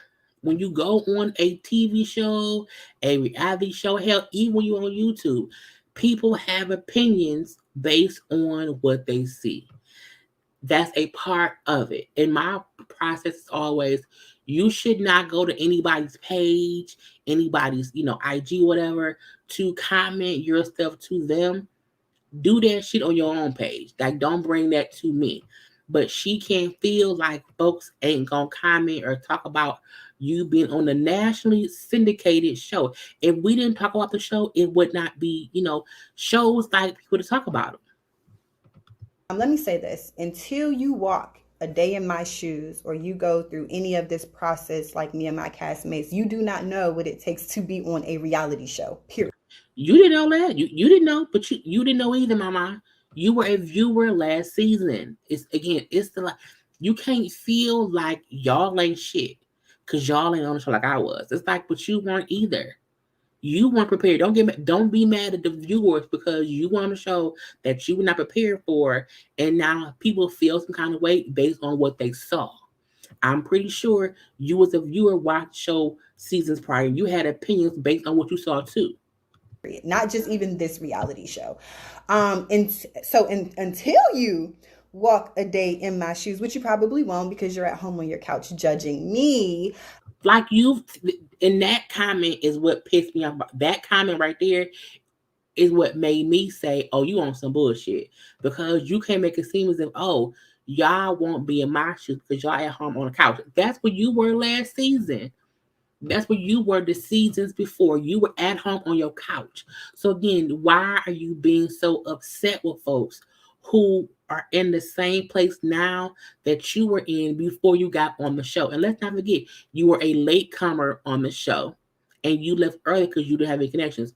Why are you so upset? Why are you so mad? Um, I don't care what you have to say or what you think. Yes, you do. You've made 5 reels. You care. Okay, you care. I really don't, because you don't know everything. And I'm okay with that. But please keep your unsolicited ass opinion off my page. Now that I agree with. Don't take stuff to unpost people's pages. Don't do that now.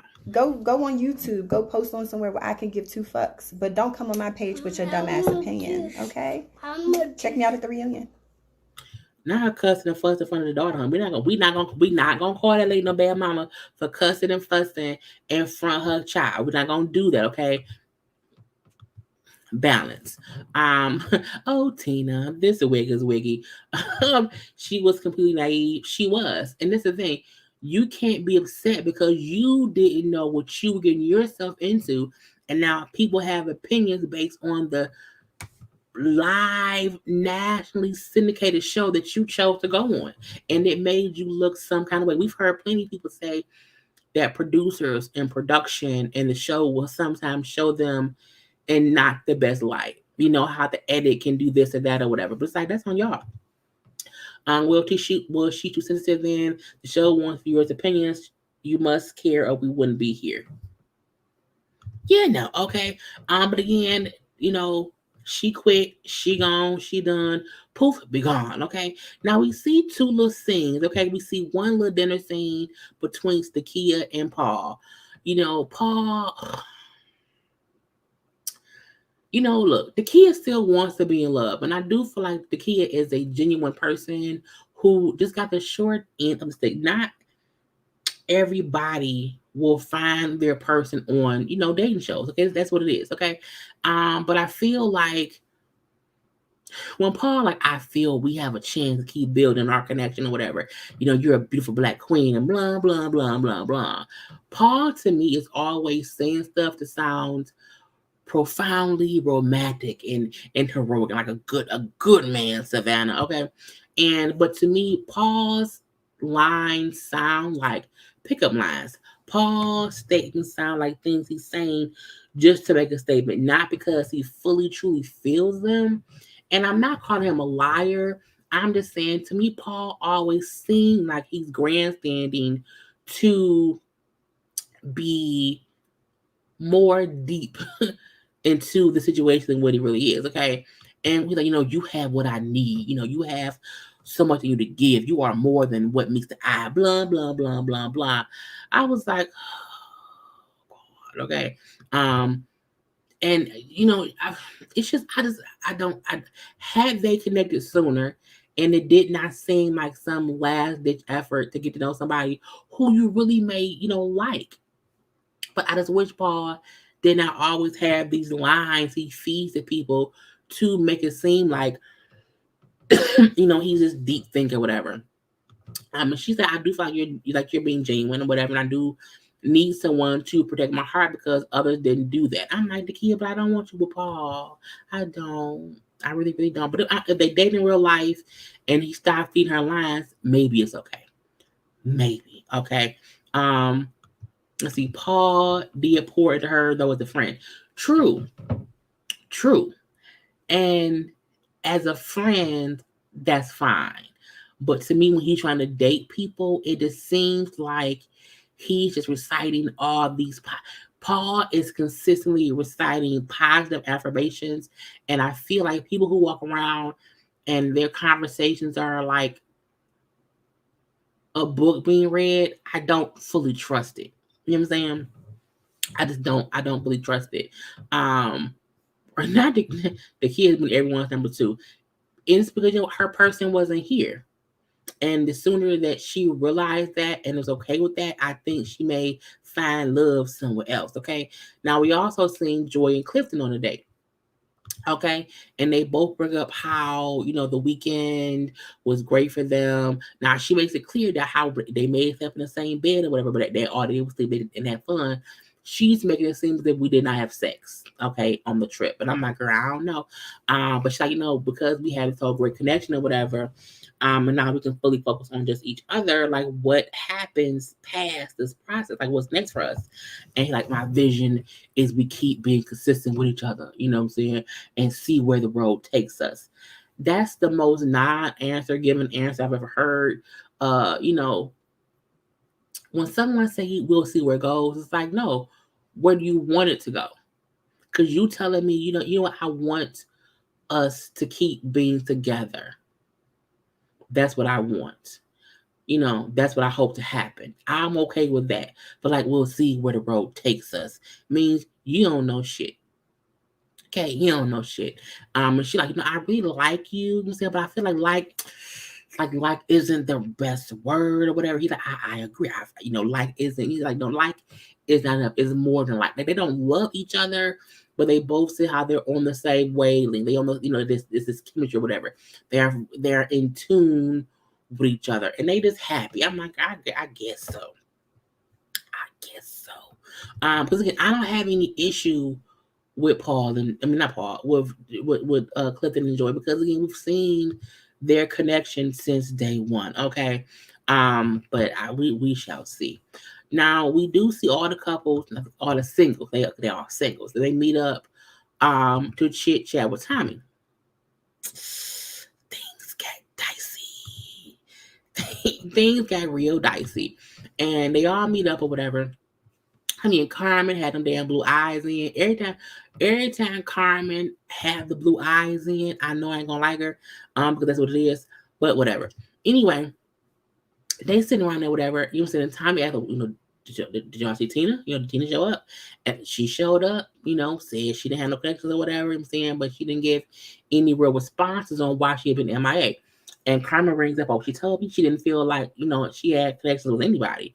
And so Tom, I'm going to meet up with her because I do think, there is a conversation to be had because we thought she was here for, these reasons. And, how she kind of just out the blue left and did not talk to anyone, was weird. But I'm like, truthfully, Ace kind of did the same thing. The only difference is, like, Ace did not show up for a date with Tori. And when Tori was calling Ace, she wasn't answering. Ace then, went on a date with him the following day or whatever and explained what went on and she left. But Tommy didn't know at that point that Ace quit. So truthfully, Tina did the same thing that Ace did, except the difference is she didn't show up for a whole cash trip and she didn't return people's phone calls. And then she showed up just saying, I don't. So she pulled an Ace, in my opinion. But I think Ace's way of doing things just was more gracefully done. And because Tina had been, I'm saying, weirdly,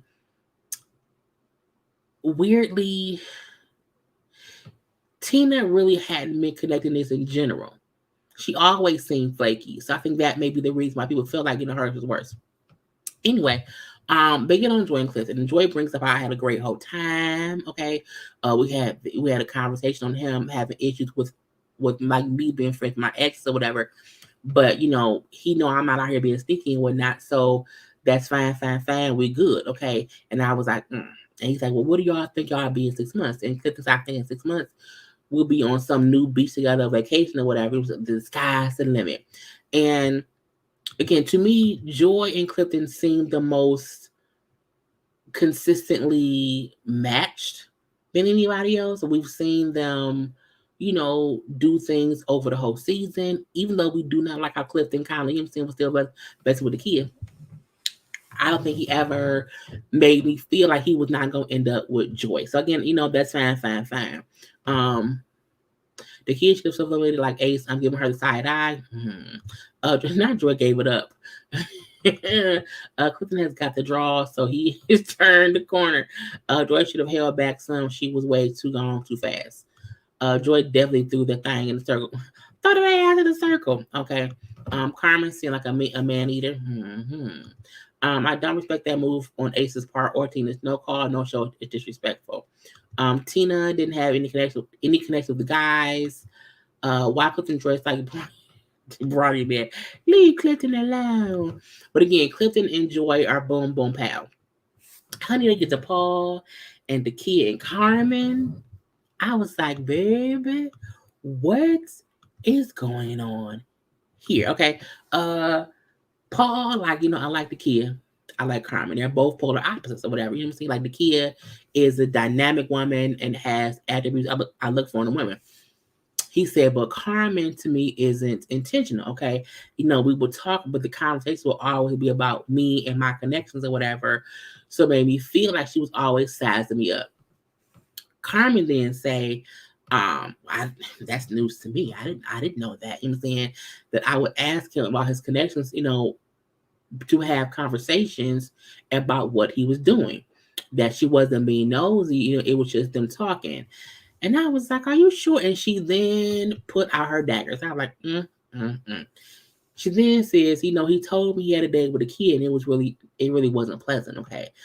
He also said that he had to be with a woman who looks a certain way and that he didn't want to have to think about getting aroused with a certain type of woman. Now, Paul the whole time, like, that's bullshit. I ain't say that. She lied on me, honest. She lied on me.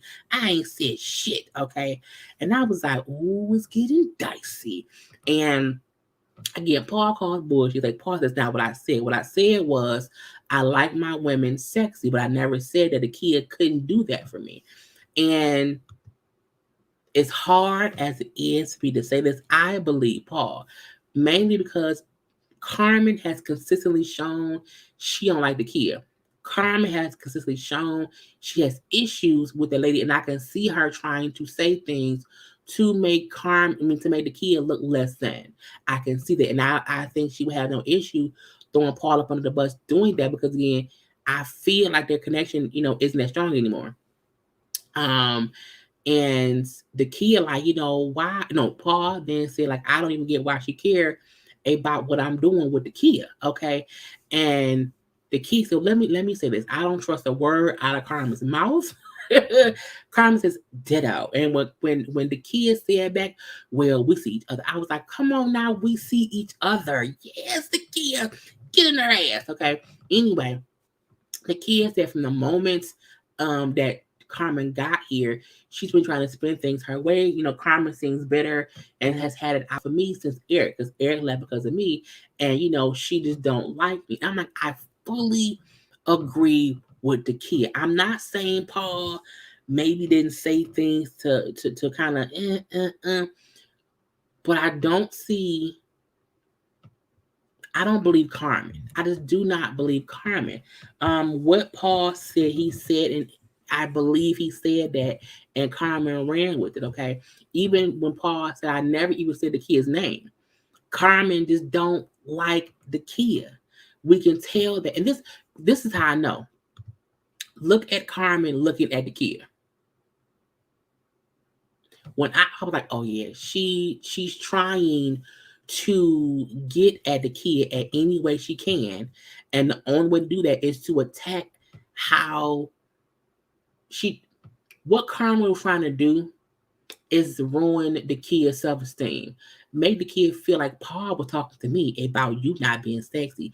Paul was talking to me about, that's what she was doing. And I'm like, it was bullshit. And Carmen, I'm sorry, and the kid saying, if you want Donovan, why do you even care about me and Paul? I don't get it. And the kid then brings up how, you know, um, everyone she not worried about she said, I'm not worried about anyone being aroused by me because I'm not insecure about my looks. And when she said that, I say, that's because I'm aware that Carmen really relies on her looks. She really relies on that, and that's her thing. And the key point is, I'm not out here insecure about how I look. I'm not showing up, dissing other women's hair. I'm not showing up in blue contacts with my titties. You know what I'm saying? All that bullshit or whatever. You know what I'm saying? The kids, sexy does not have to be on display. And classiness is always in style. And I was like, the kid was reading Carmen down in the classiest of ways. I'm not insecure about how I look. Sexiness does not have to be on display because classiness is always a style where direct insults to Carmen, who has consistently came around here and led with her coochie. Fully leading with her coochie, okay? And the kid, Carmen then said, well, it is what it is, it is what it is. You know what I'm saying? If you don't have it, you can't put it out there. Meaning, I'm saying your body isn't good, and that's why you don't put your sexiness on display. And the kid said natural versus purchase. I was like, bitch. Lord, again, look at Carmen looking at the kid. And the crazy part about it is, look at Donovan on the sideline. Because again, Donovan is who Carmen is supposedly having the strongest connection with. Because at this point, Paul like Carmen on bullshit. And the fact that Donovan like, why the fuck am I? Why is she caring so much? This is some bullshit. And Donovan, he like, this is so childish, okay? But that's on Carmen, okay? Carmen full of shit, if you ask me. It was a whole mess. You know what I'm saying? It was it was funny to kill. It was so funny. Carmen needs to go get rid of. I hate them blue contacts. I hate them. I hate them. Who you think won against this? The kid won completely. The kid sitting there reading her, looking beautiful, and not having to get catty is how she won, and her being is truth in her spirit. But the kid don't let Bitch and Blue Eyes beauty supply store kind of take you, and she didn't. I think she read Carmen down simply. Like, I don't believe shit she say at all. Okay. Carmen is the spirit of jealousy. Carmen is vindictive and jealous. She had an outfit gift since Eric. She has very, very, very, very much so, and that was on bullshit. Okay, um, I believe Paul said it. No, knowing old Blue Eyes was catty and will bring it up. The reason I don't believe that is because all season, while we kept on saying, why is Paul here? The women kept on saying how nice of a person Paul was. So I don't see Paul, because Paul hasn't been involved in messy catty shit. So I don't see that. I do see him saying what he said he said. I just see Carmen flipping that shit as a negative against the kid because she don't like the kid. Carmen doesn't have an attractive face to me. Maybe also factored into that is her attitude. Mm-hmm. The kid one for me. The kid stated facts. Okay, Carmen doesn't even like any of these men. She just wants to further in the competition than the kid. True. The Carmen been full of it. Yes, she is full of bullshit. The kid got the Carmen's ass real quick. Very girl left in the dust. Okay. They get on Sabrina Donovan and Demetrius or whatever. I didn't really care that much about it at all. For me, I feel like Sabrina brought up how she kind of been into it or not on the best terms with Donovan and Demetrius since the trip. How she has questions on if Donovan is really ready for a relationship. How she questions if he's had time to heal from his divorce.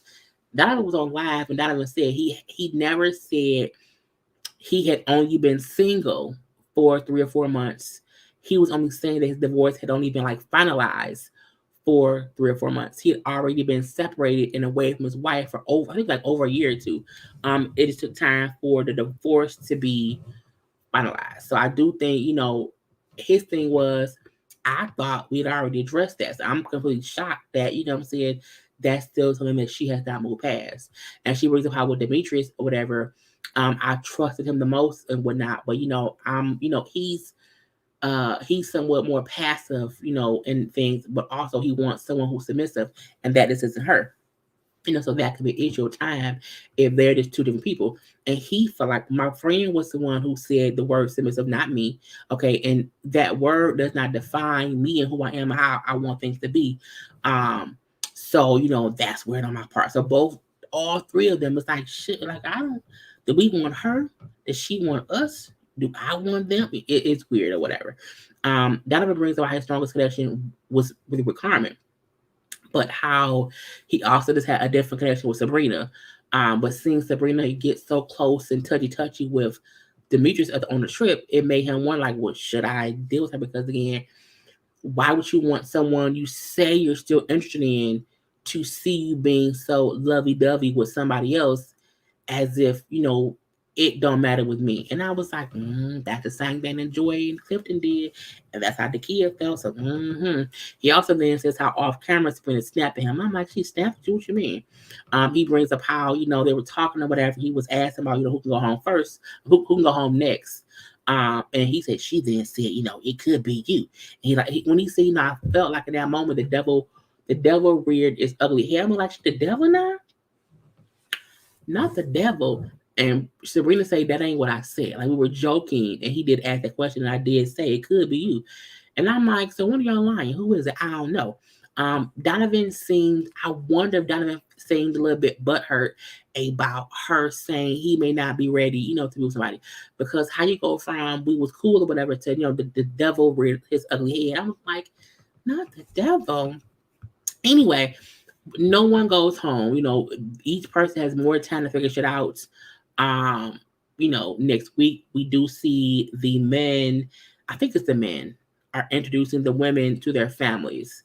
So that's gonna be different. And we then see Tommy, who has set up a time and place to meet with Tina, and Tina didn't show up. So fuck Tina. Anyway, that was the whole 2 shows. I did not want to be on here for 2 hours. I don't know how that happened. Because it's like, what is happening? The Donovan brought up the fact that Sabrina told him he could go home next, and I think that is Cass heard she light that I was kind of feeling about her all season. I think Sabrina moves funny and she's not that interested in Demetrius. She has more excuses than a ninja going to jail. True. I do feel like with each guy she's dated, she gave up a reason as to why, maybe not. I don't know. Like, she really is acting like, I have no idea what I want to do. Demetrius didn't make any sense, and I believe Sabrina snapped at Donovan. Her face told me she was lying. Demetrius really thinks he is the prize, but we, the audience, have yet to see it. What does Sabrina see? And that's why I don't fully trust Sabrina, because she putting all this weight on how great he is, and we ain't seen shit. We have not seen y'all interact in any coupley type of way at all. I'm confused. We've seen more chemistry between Paul and Dakia than I've seen with Demetrius and Sabrina. It's weird to me. Carmen wouldn't like last season girls. They would have got her together, honey. Got her together. The cat didn't stand out in brains and beauty. We're not gonna do that. Thank you, Rivera. Thank you. But y'all know I'm gonna be done. Karma. I don't trust Sabrina either. It's something about Sabrina that's on some BFS. Gave enough time to cook lunch and eat it. See, too damn long. Okay, now I gotta get off here because I have to still watch Love and Marriage Huntsville review. So that review probably would not be. I won't be live for that until 6. I'm gonna change time now because it was supposed to be a 5:15. I will not be waiting for 5 minutes. So Love and Marriage Huntsville review will be live at 6 p.m. today.